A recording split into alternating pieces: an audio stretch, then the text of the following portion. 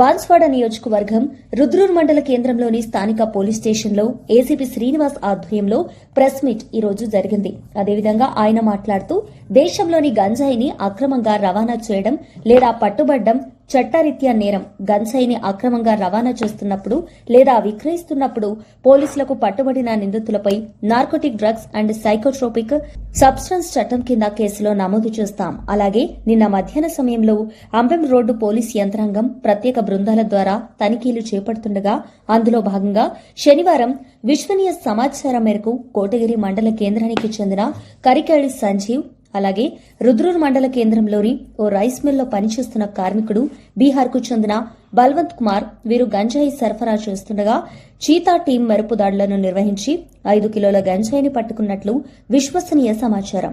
అంబం రోడ్డుకు vehicle check చేస్తుండగా 2 వ్యక్తులు మోటార్ సైకిల్ మీద వేర్వేరుగా అనుమానాస్పదంగా వస్తూ కనిపించడంతో వారిని పట్టుకుని చెక్ చేయగా వారి బైక్ యొక్క పెట్రోల్ ట్యాంక్ కవర్లో ఉన్న గంజాయి ఒకరి వద్ద నుండి 3 కేజీలు, మరొకరి వద్ద నుండి 2 కేజీల కాంగస్ గంజాయి మొత్తం 5 కేజీలు దొరకగా వారిని విచారించగా ఒకరు బల్వంత్ కుమార్ సింగ్ రైస్ మిల్లు పనిచేస్తూ ఉంటాడు. మరొకరు కరికళి సంజీవ్ అనే వ్యక్తి. 3 సంవత్సరాల నుండి వీరి మధ్య పరిచయం ఏర్పడింది. వీరిద్దరూ కలిసి రైస్ మిల్లులో హమాలీలకు గంజాయిని అమ్మి డబ్బులు పోగు చేసుకునేవారు. వీరిని పట్టుకున్నాం. అలాగే విచారించగా వీరిని గంజాయి సప్లై చేసిన రాహుల్ బీహార్కు చెందిన వ్యక్తి ప్రస్తుతం పరారీలో ఉన్నాడు. అదేవిధంగా వీరి నుండి గంజాయిని కొనుక్కుని సేవించిన 7 వ్యక్తులపై కేసు నమోదు చేయడం జరిగింది. ఏసీపీ శ్రీనివాస్ ఒక ప్రెస్ మీట్ లో తెలిపాడు. సిరిగాది శేఖర్, రుద్రూర్ మండల్.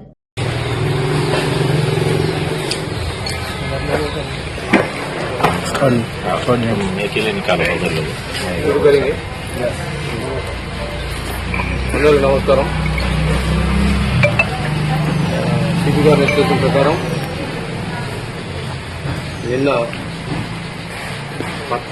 నమ్మదగిన సమాచారం ప్రకారం 2 వ్యక్తులు గాంజా తీసుకొని రవాణా చేస్తున్నారనే సమాచారం మేరకు అందిన సమాచారం మేరకు వెంటనే ఎస్ఐ గారు, సిబ్బంది మరియు సిసిఎస్ టీము వాళ్ళ సాయంతో అంబెం హెచ్పి పెట్రోల్ పంప్ దగ్గర వాహన తనిఖీ చేయడం జరిగింది.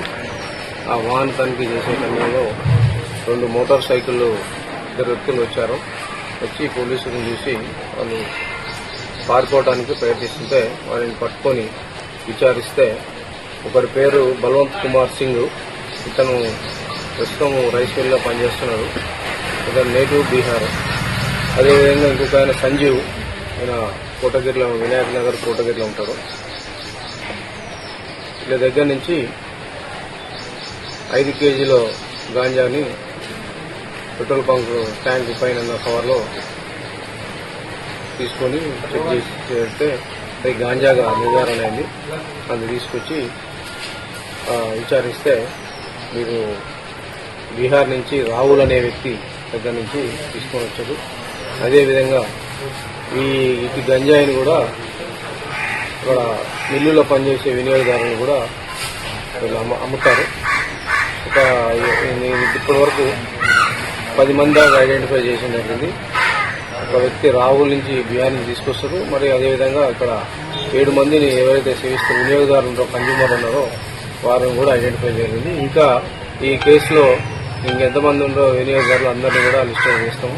వాళ్ళందరినీ కూడా ఈ కేసులో ఇన్వాల్వ్ చేస్తాం. అదేవిధంగా మీకు కూడా మా రిక్వెస్ట్ ఏంటంటే మీకు కూడా ఏదైనా సమాచారం ఇటువంటి ఇల్లీగల్ డ్రగ్స్ కానీ గాంజా లేదంటే ఏదైనా కానీ 1908 టోల్ ఫ్రీ నెంబర్ ఉంటుంది. దానికి మీరు ఫోన్ చేయొచ్చు. దాని సమాచారం ఇస్తే మేము ఆ సమాచారం కూడా గోప్యంగా ఉండటం జరుగుతుంది, ఎవరికి చెప్పరు.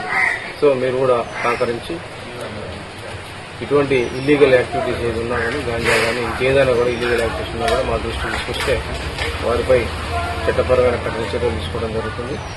అదేవిధంగా మా రిక్వెస్ట్ ఏంటంటే మన రాష్ట్ర ప్రభుత్వం కూడా గాంజాయి ఫ్రీ స్టేట్ గంజాయి నుంచి విముక్తి పొందాలని లీగల్ టీమ్ ఎంత కూడా పనిచేయడం జరుగుతుంది.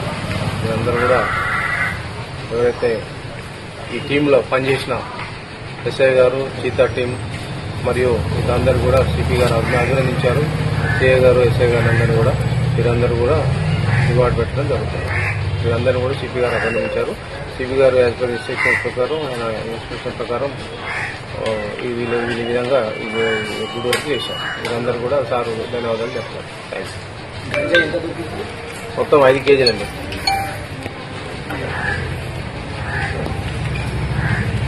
ఎంత వర్షం ఎంత ఉంటుంది సార్? 50,000